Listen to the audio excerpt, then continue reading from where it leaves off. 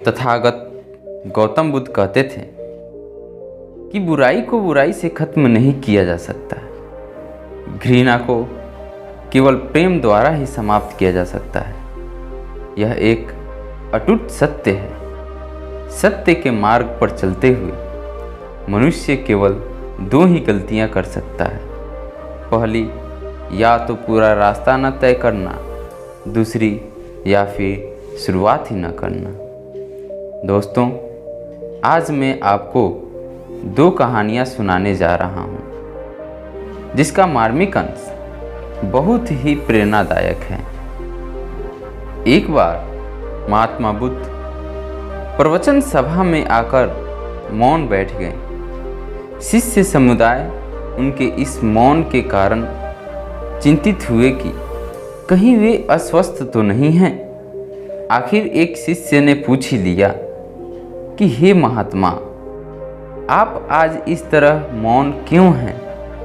वे नहीं बोले तो दूसरे शिष्य ने पूछा, गुरुदेव, आप स्वस्थ तो हैं? बुद्ध फिर भी मौन ही बैठे रहे।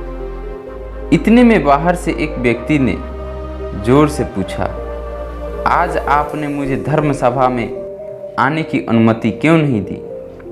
बुद्ध ने फिर भी कोई उत्तर नहीं दिया और आंखें बंद कर ध्यान मग्न हो गए।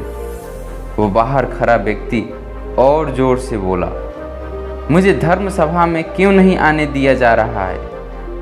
धर्म सभा में बैठे बुद्ध के शिष्यों में से एक ने उसका समर्थन करते हुए कहा, भंते, इस धर्म सभा में आने की अनुमति प्रदान कीजिए।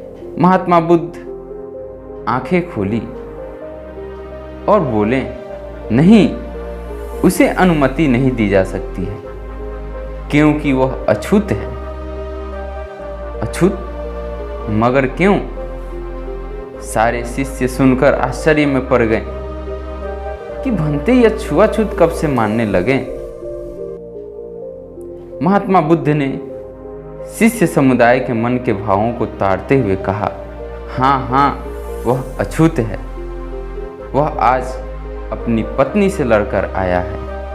क्रोध से जीवन की शांति भंग होती है। क्रोधी व्यक्ति मानसिक हिंसा करता है। इस क्रोध के कारण ही शारीरिक हिंसा होती है। क्रोध करने वाला प्रत्येक व्यक्ति अछूत होता है, क्योंकि इसकी विचार तरंगे दूसरों को ही प्रभावित करती है। उसे आज धर्म सभा से बाहर ही रहना चाहिए। उसे वहां खड़े रहकर पश्चाताप की अग्नि में तप कर शुद्ध होना पड़ेगा। शिष्यगण समझ गए कि अस्पृश्यता क्या है और अछूत कौन है। उस व्यक्ति को अपने कार्यों पर भी बहुत पश्चाताप हुआ। उसने कभी भी क्रोध न करने का प्रण लिया। बुद्ध ने उसे धर्म सभा में अनुमति तभी प्रदान की जब उसने पश्चाताप किया। एक बार आनंद ने भगवान बुद्ध से पूछा, हे भगवान, इस संसार में जल, वायु, अग्नि इत्यादि तत्वों में सबसे शक्तिशाली तत्व कौन सा है? भगवान बुद्ध ने कहा, हे आनंद, पत्थर सबसे कठोर और शक्तिशाली दिखता है, लेकिन लोहे का हथौड़ा पत्थर के टुकड़े टुकड़े कर देता है। इसलिए लोहा पत्थर से अधिक शक्तिशाली है। लेकिन लोहार आग की भट्ठी में लोहे को गलाकर उसे मनचाही शक्ल ढाल देता है। इसलिए आग और लोहा और पत्थर से अधिक शक्तिशाली है।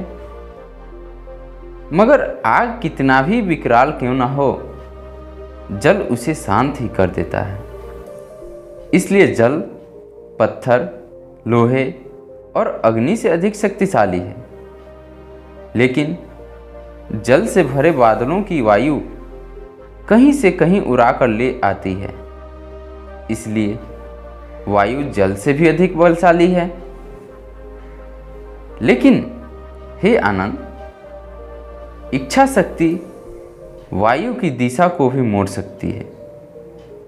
इसलिए सबसे अधिक शक्तिशाली इस संसार में कोई चीज़ है तो वह है व्यक्ति की इच्छा शक्ति।